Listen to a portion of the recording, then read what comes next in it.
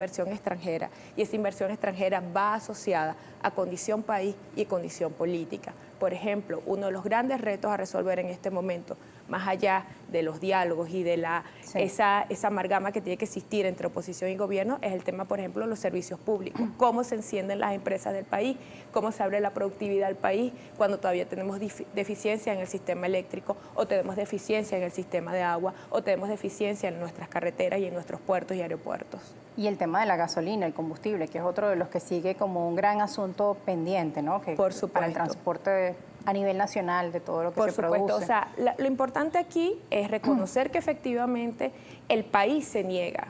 A pesar de. A pesar de. Yo no podría decir incluso, porque yo sigo insistiendo de que los políticos, la clase política tiene una deuda con el país.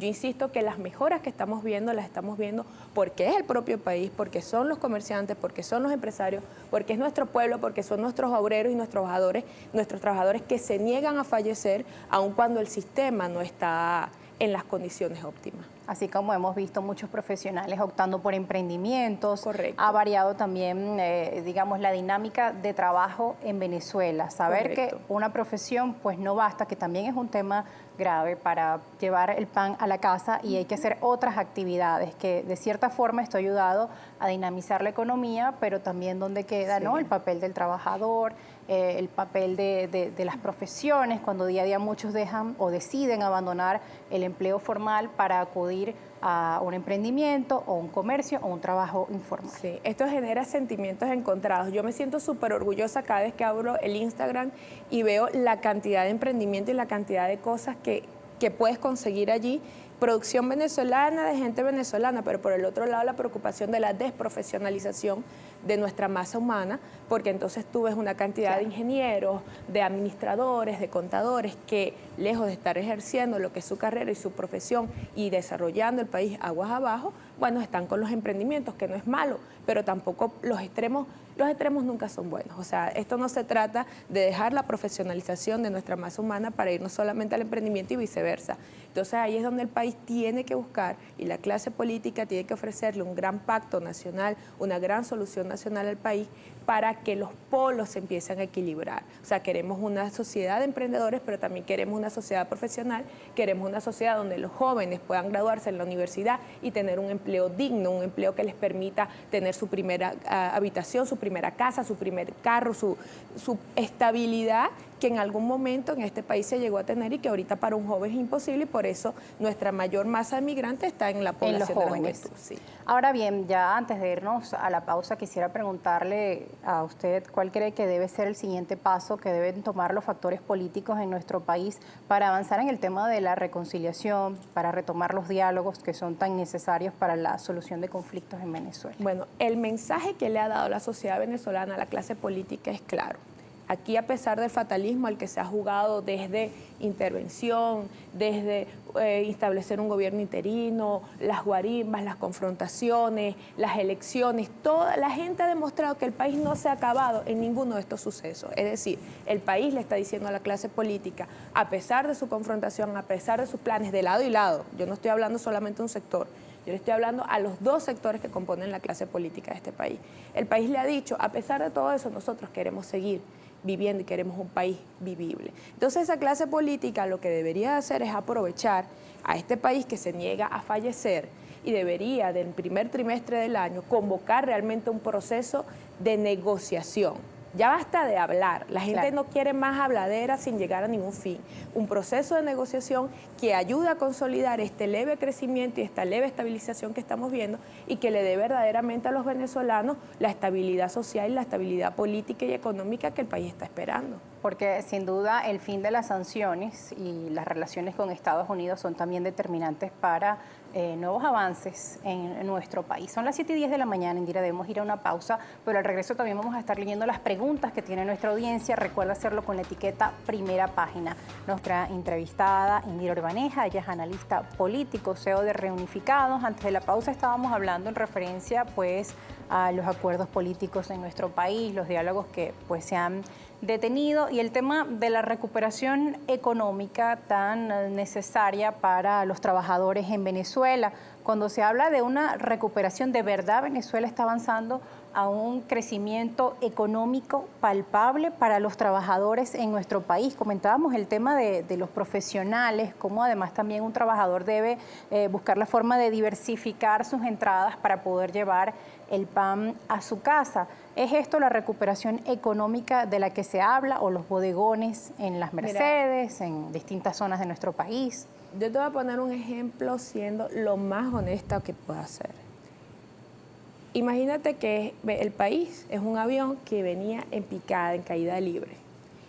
Yo no creo y no podría hablar de una recuperación como tal, sino de lo que yo podría definirlo es como que ese avión que venía en caída libre lo que está haciendo es estabilizar, no caer más de lo que ya veníamos cayendo. ¿Por qué?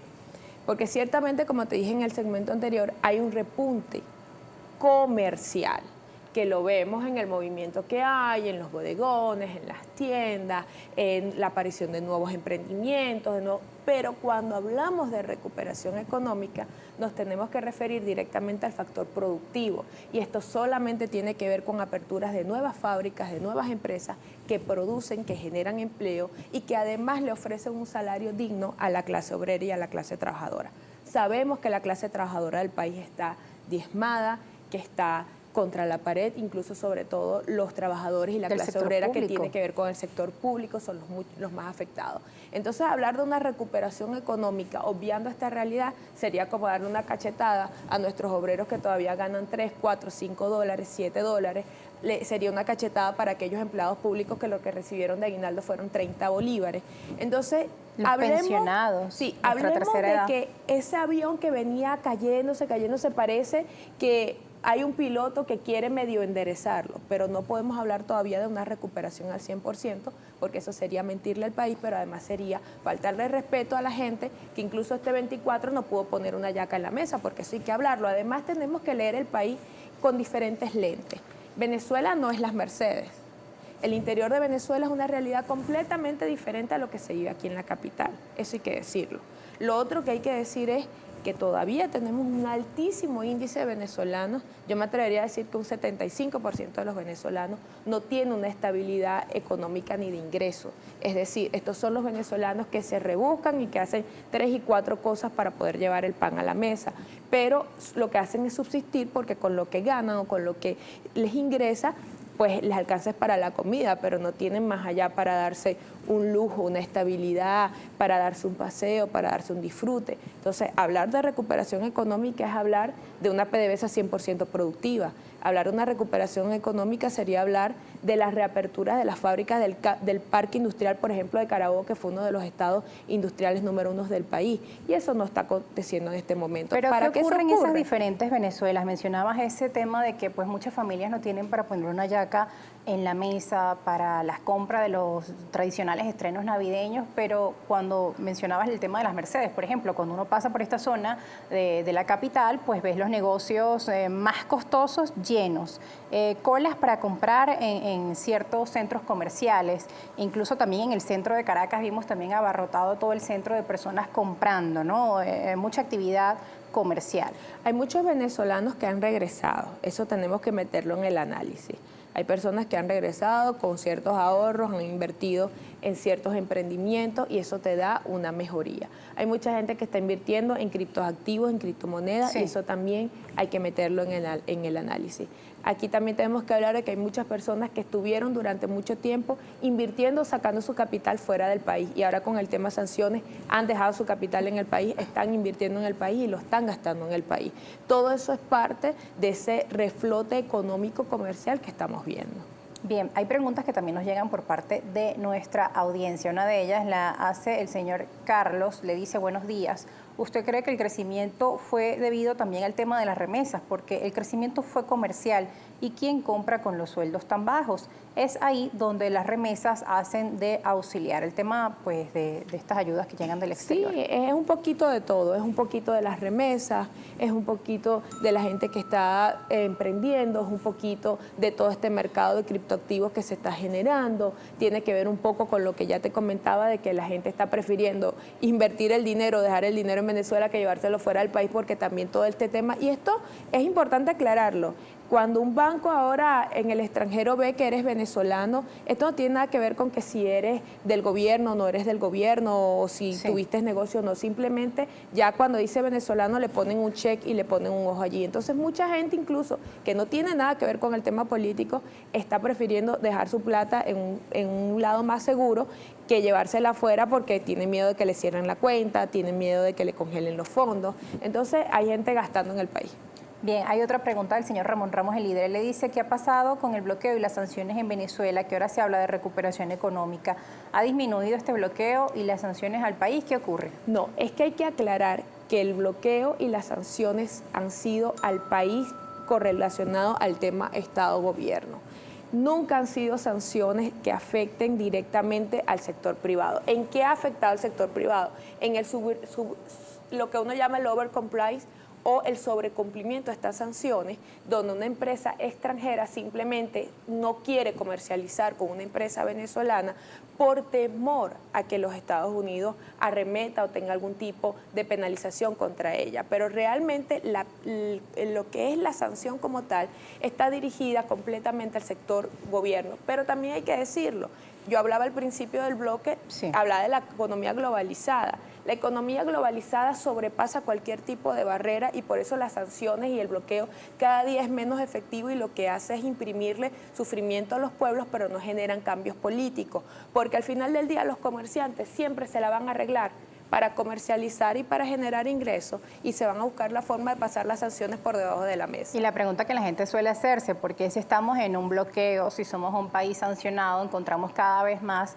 negocios con productos importados, también la producción nacional ha crecido, pues aquí pasamos etapas de desabastecimiento, que no se encontraba nada de la canasta básica, que había que ir de mercado en mercado buscando la leche para los bebés, los pañales, el arroz, los productos básicos de la canasta estaban desaparecidos.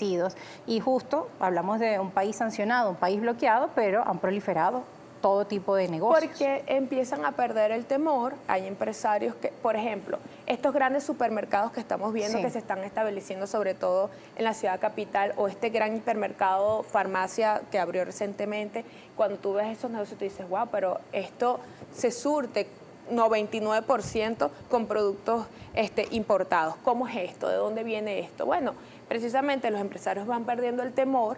Estados Unidos en su política de bloqueo y de sanciones de alguna forma no las ha levantado, pero digamos que se ha enfriado un poco porque tienen sus propias dinámicas internas, están ocupados en sus propios problemas y no están como policía en este momento persiguiendo.